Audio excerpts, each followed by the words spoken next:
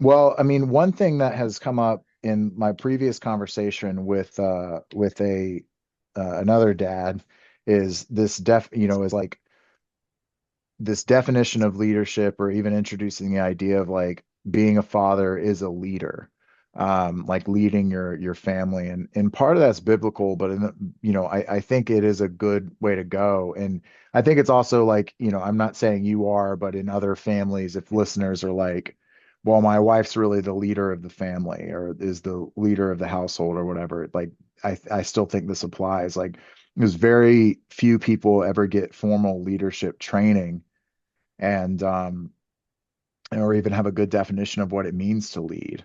And so Hold you're up, we kind have we have listeners. of yeah, well, it's assumptive selling, right? It's like assuming we're going to have them so that they come. Um, so if we talk about it, they will come. That's like the rule of every podcast, right? Right. Or whatever this is.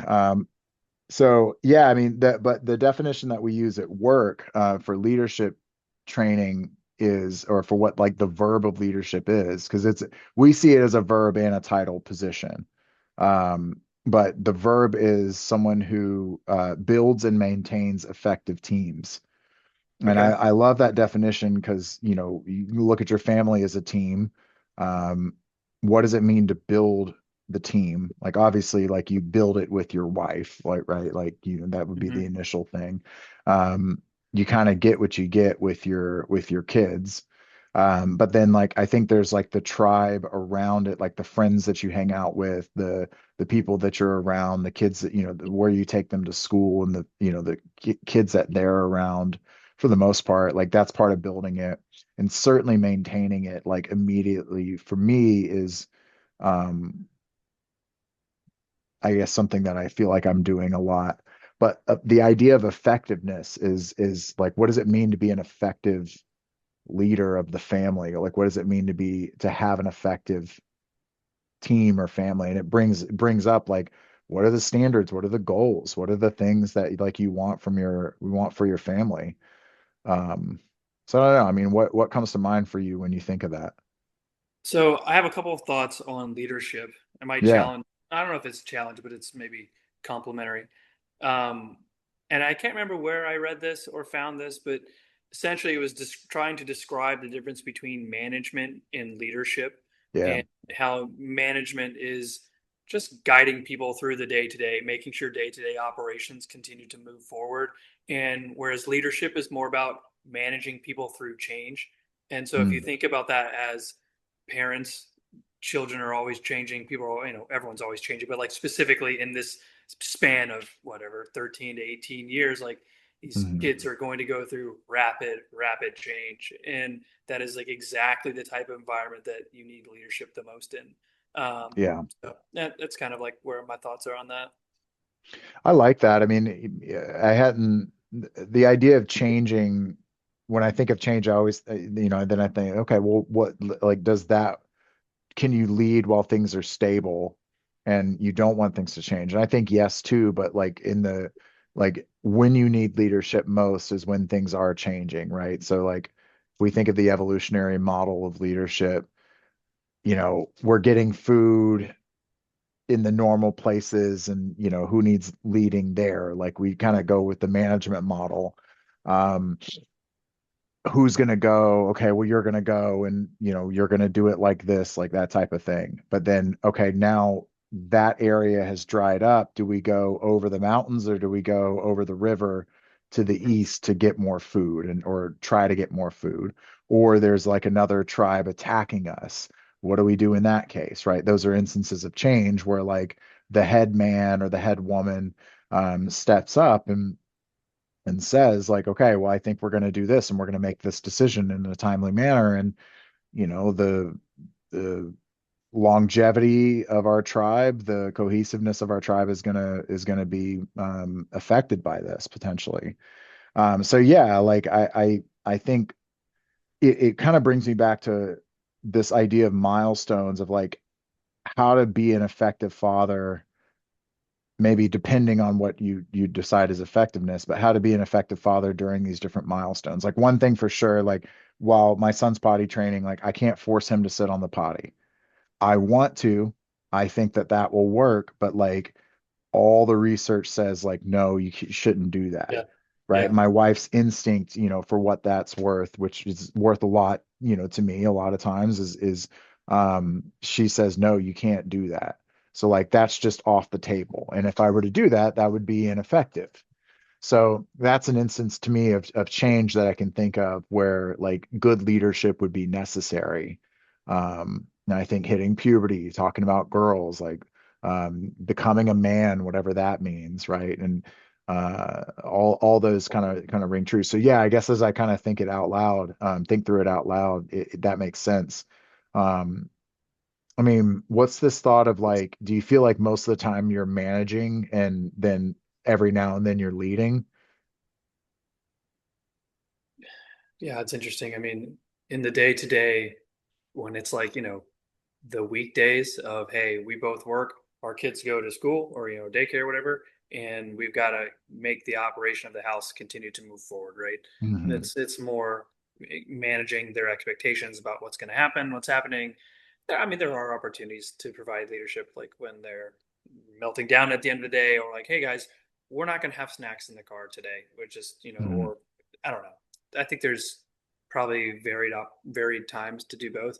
But then within each week, there's, hey, so just so you guys know, like daddy's going out of town next week. It's going to be a change. Like, you're going to be on your own with your mom, and you need to like treat. I told him, you got to treat her nice, treat your brothers nice, all that stuff.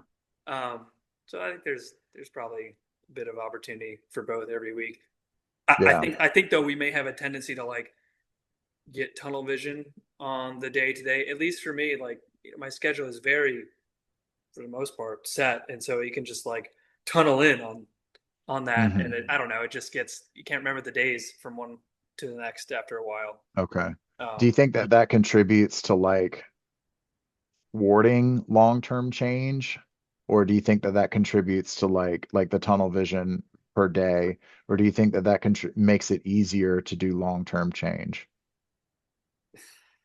I don't know. I think that sometimes you can get, or at least in my experience, you just get so caught up in this day to day routine that you kind of lose the forest for the trees. Maybe I don't know if that's the right analogy in the situation, but it's harder to step back and see the what's the broader picture of what's going on. Um, Yeah, eh, I like try and think about. I don't know where I was going with that thought, but yeah. that's all right. Yeah, I mean, what came to mind for me is like thinking of like if I get really wrapped up into work, um, and like the days, like the week will seem longer than it is. Like the weeks will seem longer than it is. Like I was sick, like I think it was 2 or 3 weeks ago, but my concept of Yeah. of time has changed a lot as I've become a dad. Yeah. Um, where now I'm like, well, gosh, did I really do that? Was that only 2 weeks ago that I did this? Or like fighting with my wife, for instance, like if I think back to like the last time that we fought, I can't really remember it, but like she might remember it and be like, we do this every weekend. And I'm like, well, I don't think we do it every weekend. She's like, yeah, well, maybe you're right. We don't do it every weekend, but like last weekend we did it. And I'm like, yeah, I remember that. And it's like, and 2 weekends before that we did it. I'm like, oh, maybe you're right. Maybe I am contributing to this differently than I thought. Maybe I'm more stressed than I really feel like. And so that I think can lead to like this pattern of this sort of like unknown pattern getting established with your kids where you're doing some, I don't know, I guess in some instances some toxic stuff, but like in other instances just stuff that you're like, man, if I were to zoom out and see how often this is happening, I would try a little bit harder in the moment to not do that and maybe Yeah. give him a little bit of a break or something. Yeah. When we were living in Charleston, I kept a weekend activity journal, and I just wrote down like a sentence or three sentences about what we did every weekend, just so That's a good later in the idea. future I had like all of these memories of stuff that we did, because I'm not going to remember what I did like I Saturday, know. November 5th, Yeah. 5 years ago, 10 years ago, but we Yeah. did all this fun stuff. And I feel like I actually had the thought last night, maybe I should kick that back up again and just kind of jot down stuff that we do. one, you're become more aware of like what's actually happening in your own life because you're forced to reflect on it instead of just waking up the Yeah, next day and doing the same thing. Um, I feel so you there, man. I mean, there's all the thing is like none of this is new. None of the stuff we're talking about is new. All of it's been documented, written about.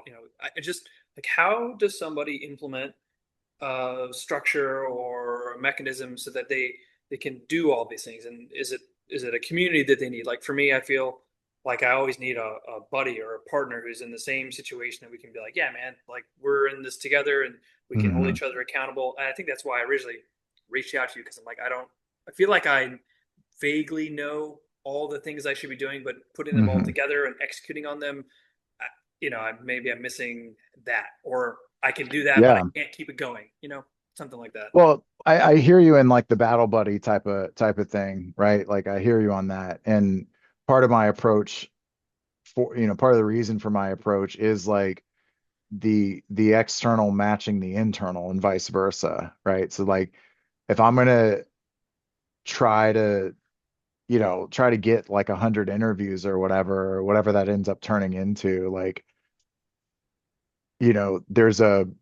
there's a consistency that has to come with that as well, right? And I've always found that through like really radical vulnerability of talking about like I'm not like thrilled that I talk because I know what I sound like if I'm talking about being volatile with my family, like putting that out in the world, like that sounds bad and it's easier to hide it. But like if I put it out there, sunlight's the best disinfectant, like I'm gonna really try not to be like that so that I can, Mhm.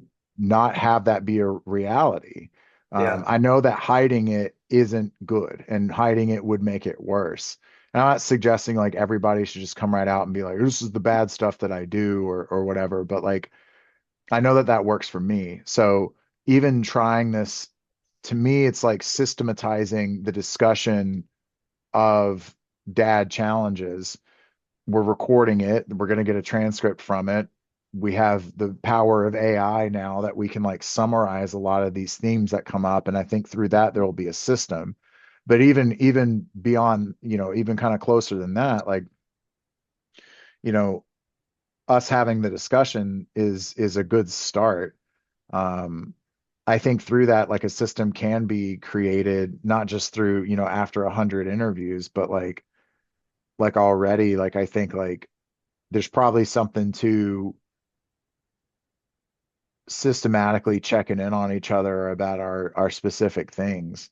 I mean, the for biggest sure. thing is like calling each other. Like I don't call any of my friends, dude. I just don't. Like I don't know why I don't. I feel like it's the end of the day comes and I'm done with all my responsibilities and then it's like 9:30 and it's like okay, like I can have a maybe a late night conversation. Like maybe if I call you, it's gonna be you're I'm gonna be already like, asleep. why are you calling me at this time, Call me, dude? Like, call me at nine what's thirty. wrong? Yeah, exactly. So The yeah, I only, don't yeah, yeah, no, go as ahead. I say, the only times I call people is Friday or Saturday, mostly Friday afternoon when I'm in the car going to get takeout. And you've been Yeah. on the other end of some of those Yeah, calls. man. Those are good. Sometimes you just show up. I love that, dude. That was a good time to do that. It was awkward for me because I was like we were like in transition. But then like as I've reflected on it more and more, like just coming over to the house, like I'm for that, bro. I think that's one of the many ways to save America is like, look, I'm coming over. Like, okay. Like, sounds good, man. and Like, I'm bringing my own drink. yeah, exactly. That was so funny. I thought you were joking about that, but yeah, he just shows up. He's like texting me. He's like, "Hey, I'm on my way. Like, you want any beer?" And like, no, I'm bringing it. He had a little roadie.